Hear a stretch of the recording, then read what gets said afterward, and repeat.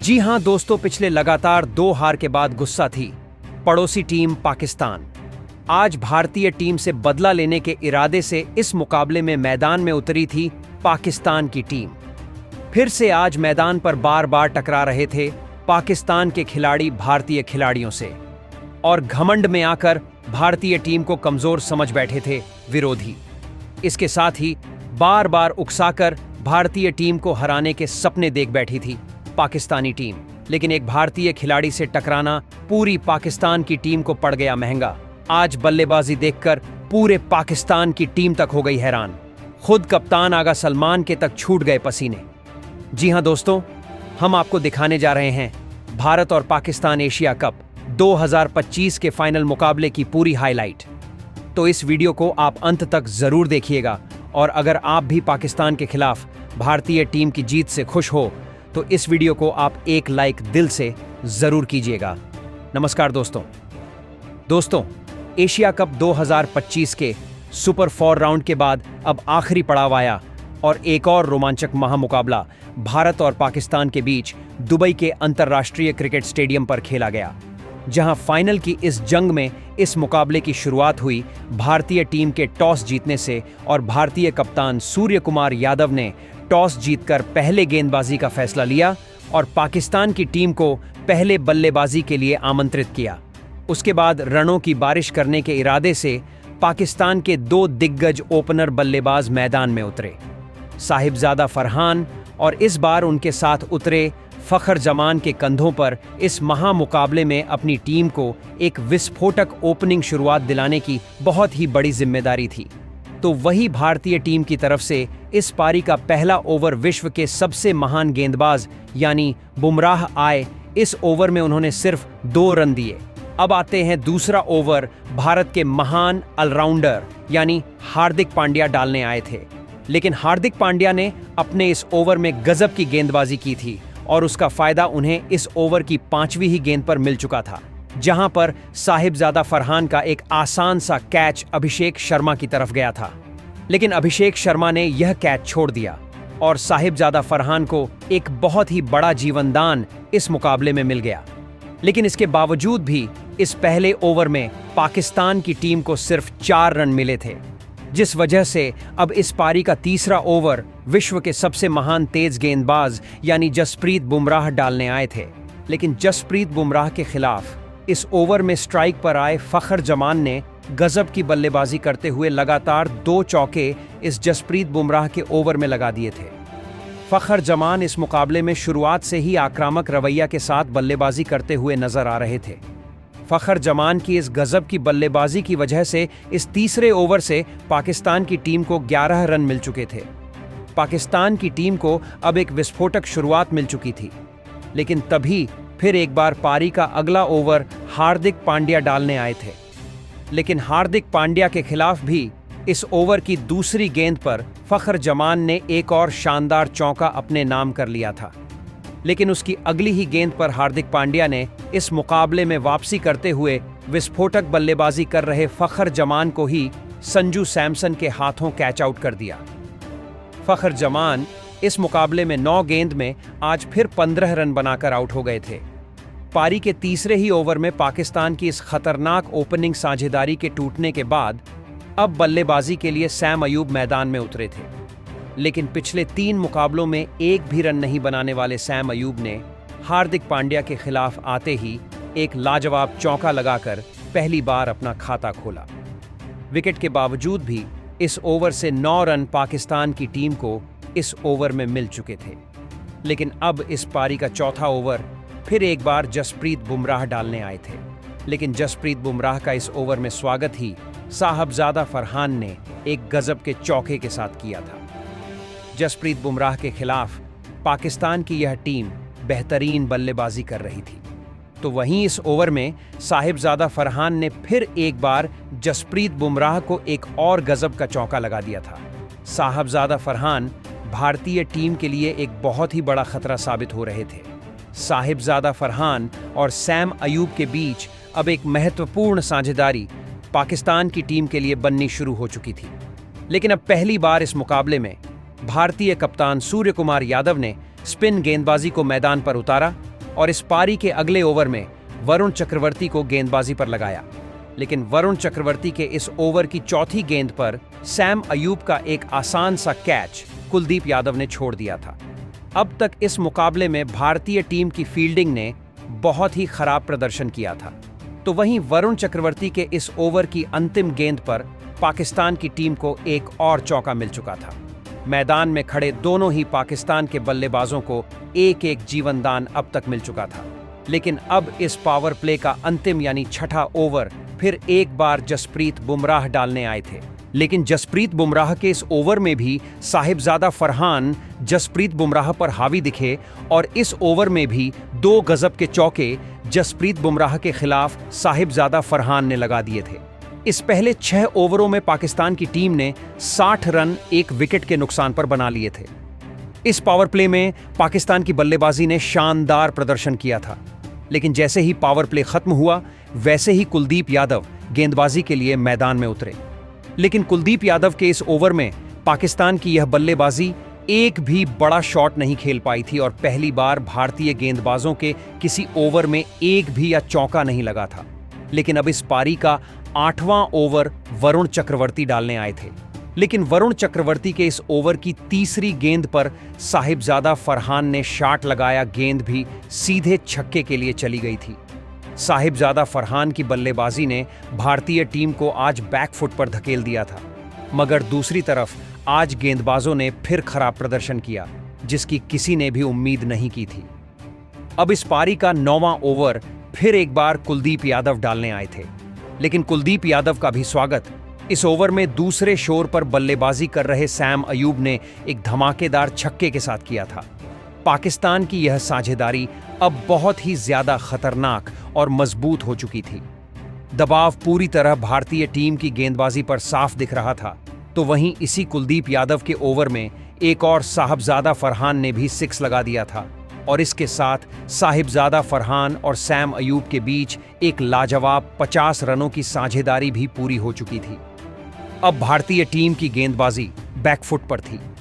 कप्तान सूर्यकुमार यादव के चेहरे पर दबाव अब साफ तौर पर देखने को मिल रहा था। कप्तान सूर्यकुमार यादव आज अपने गेंदबाजों से खुश नहीं थे।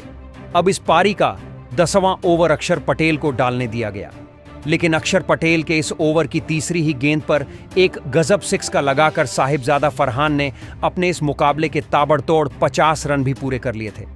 पाकिस्तान की इस पारी के 10 ओवर पूरे होने तक 98 रन 1 विकेट के नुकसान पर बना लिए थे, लेकिन 10 ओवर पूरा होने के बाद अब गेंदबाजी पर शिवम दुबे को लगाया गया था और शिवम दुबे ने आते ही कमाल कर दिया और अपनी इस ओवर की तीसरी गेंद पर सेट हो चुके सैम अयूब को ही अभिषेक शर्मा के हाथों कैच आउट कर दिया।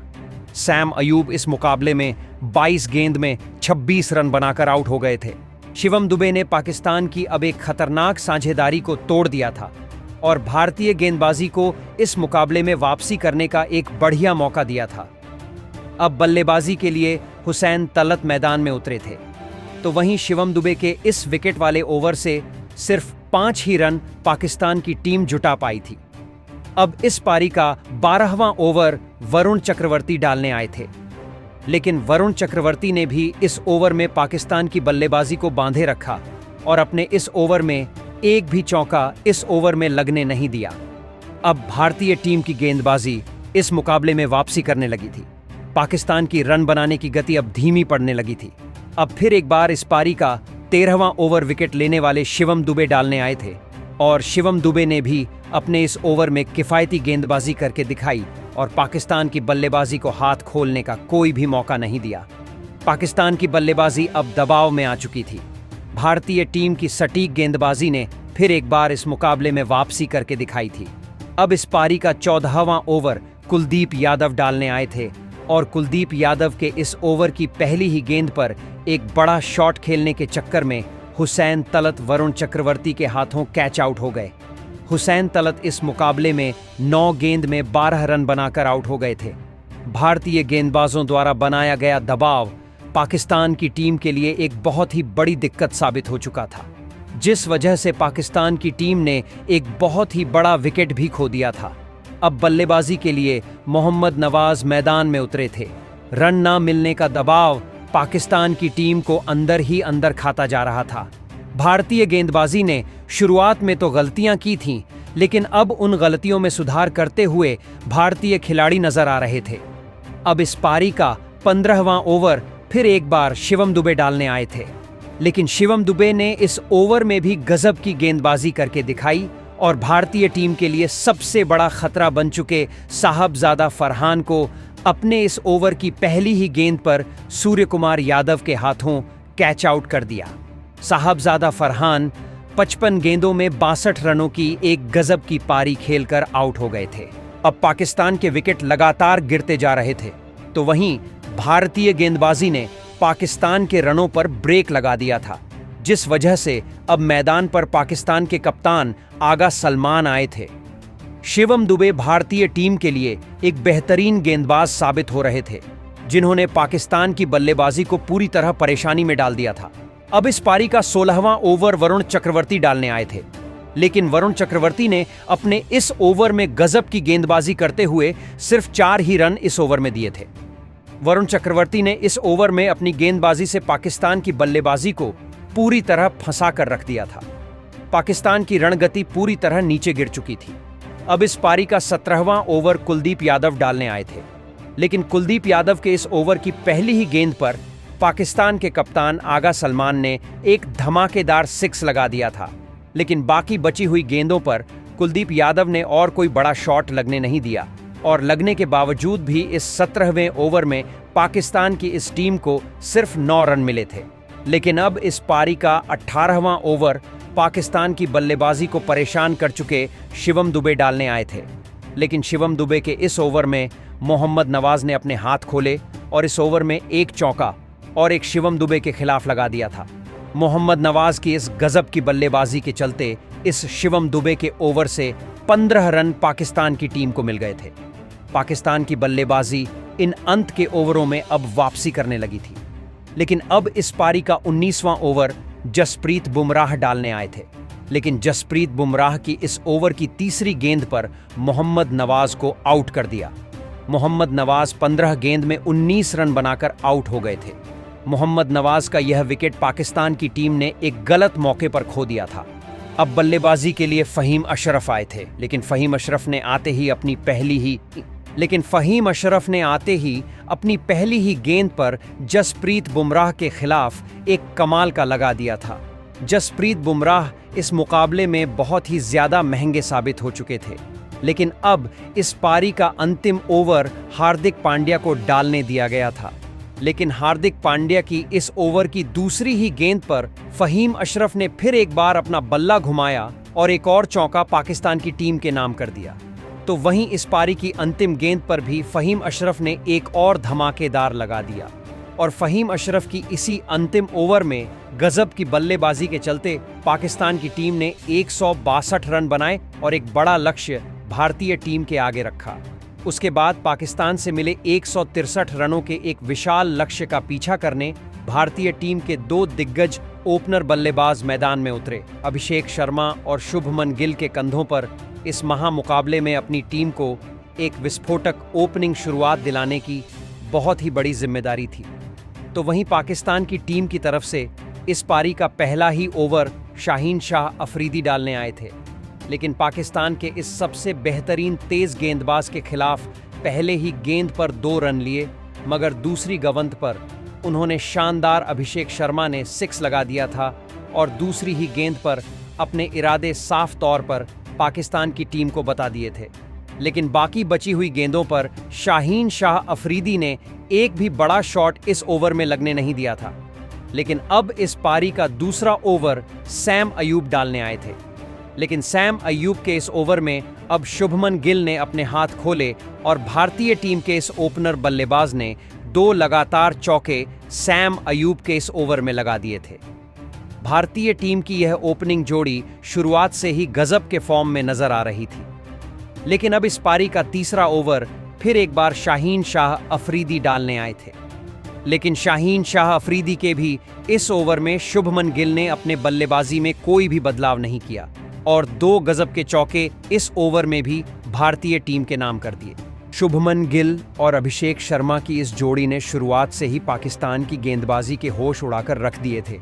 तो वहीं पाकिस्तान के गेंदबाज भारतीय बल्लेबाजों को उकसाने की पूरी कोशिश कर रहे थे, लेकिन भारतीय टीम के यह ओपनर बल्लेबाज उसका भी करारा जवाब दे रहे थे। लेकिन अब गेंदबाजी में बदलाव किया गया और इस पारी का चौथा ओवर अबरार अहमद को डालने दिया गया था। लेकिन अबरार अहमद का इस ओवर में सामना हुआ अभिषेक शर्मा से, जिन्होंने इस ओवर में अपने बल्ले की असली ताकत पाकिस्तान की पूरी टीम को दिखा दी और इस ओवर में एक चौका और एक आसमानी इस ओवर में लगा दिया था। पाकिस्तान की गेंदबाजी भारतीय टीम की यह बल्लेबाजी देखकर हैरान हो चुकी थी। कोई भी पाकिस्तान का गेंदबाज भारतीय टीम की इस ओपनिंग साझेदारी को तोड़ नहीं पा रहा था। अब इस पारी का 5वां ओवर हैरिस रॉफ डालने आए थे, लेकिन हैरिस रॉफ के इस ओवर की दूसरी ही गेंद पर अभिषेक शर्मा ने एक और गजब का चौका लगा दिया। हैरिस रूफ जैसा खतरनाक तेज गेंदबाज तक भारतीय टीम की इस ओपनिंग जोड़ी के सामने नाकामयाब हो चुका था। तो वहीं हैरिस रऊफ की इस ओवर की अंतिम गेंद पर शुभमन गिल ने भी अपने हाथ खोले और एक और चौका भारतीय टीम के नाम कर दिया। लेकिन अब भारतीय टीम की ओपनिंग जोड़ी ने अपनी 50 रनों की साझेदारी पूरी कर ली थी। अब इस पावर प्ले का अंतिम ओवर सैम अय्यूब को डालने दिया गया था, लेकिन सैम अय्यूब के इस ओवर में अभिषेक शर्मा और शुभमन गिल ने मिलाकर 3 चौके इस ओवर में लगा दिए थे। इस बैटिंग पावर प्ले में भारतीय टीम ने 6 ओवरों में 77 रन बिना विकेट गंवाए बना दिए थे। पाकिस्तान की पूरी गेंदबाजी इस मुकाबले में अब दबाव में थी। पाकिस्तान की मुश्किलें खत्म होने का नाम ही नहीं ले रही थीं। अब पावर प्ले खत्म हो जाने के बाद गेंदबाजी के लिए फिर एक बार अबरार अहमद आए थे, लेकिन अबरार अहमद के इस ओवर की दूसरी ही गेंद पर अभिषेक शर्मा ने एक हैरान करने वाला लगा छक्का दिया। अब इस पारी का 8वां ओवर सैम अय्यूब डालने आए थे, लेकिन सैम अय्यूब के इस ओवर में भी शुभमन गिल ने एक और चौका अपने नाम कर लिया था। तो वहीं इस ओवर में अभिषेक शर्मा ने भी चौथी गेंद पर एक शानदार चौका लगाकर अपना इस मुकाबले का एक बेहतरीन अर्धशतक पूरा कर लिया था। अभिषेक शर्मा की इस कमाल की पारी के लिए सभी ने खड़े होकर तालियां बजाई थीं।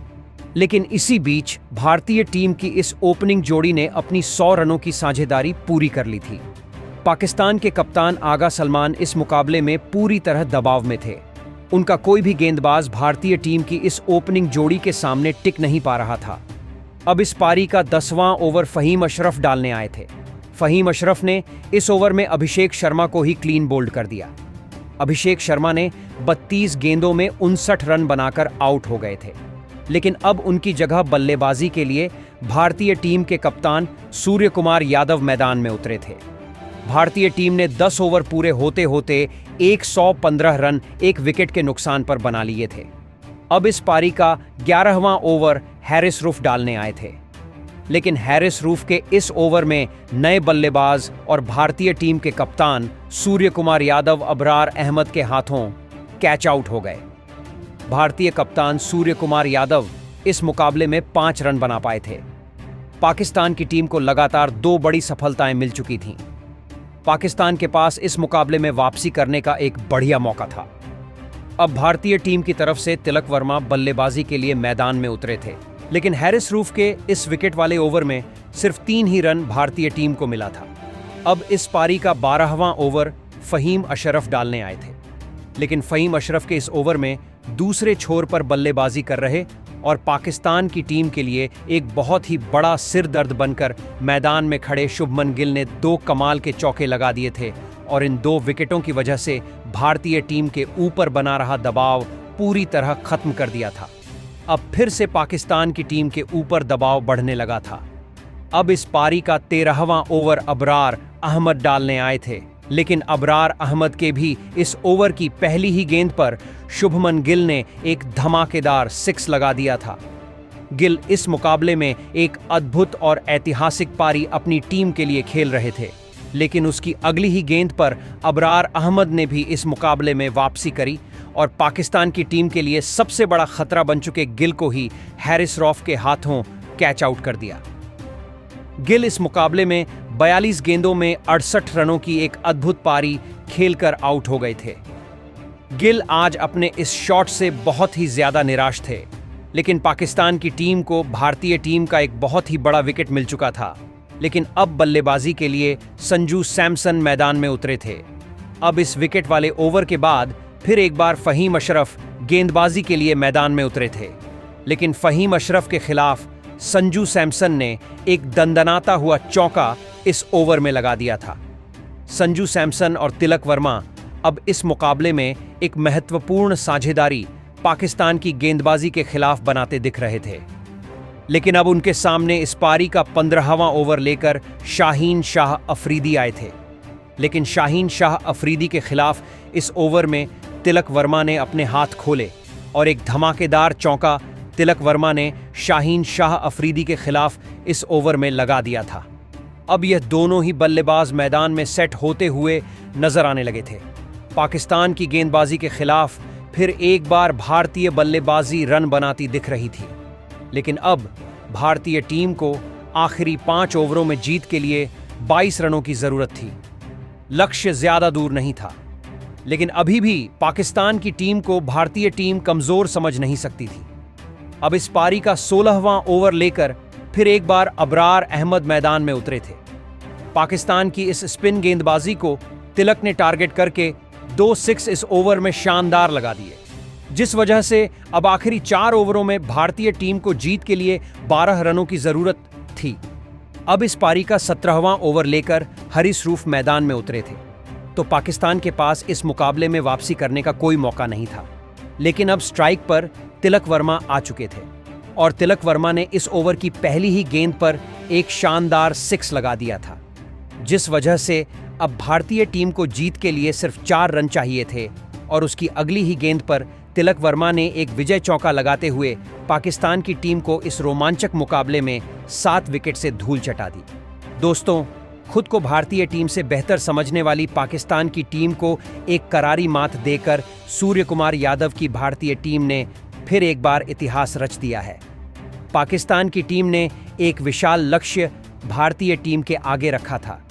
गेंदबाजी में भले ही भारतीय टीम के खिलाड़ी कमजोर दिखे हो, लेकिन बल्लेबाजी के वक्त भारतीय टीम के नौजवान बल्लेबाजों ने विरोधी टीम को पूरी तरह तबाह कर दिया और इस मुकाबले को अंत में अपने नाम कर लिया।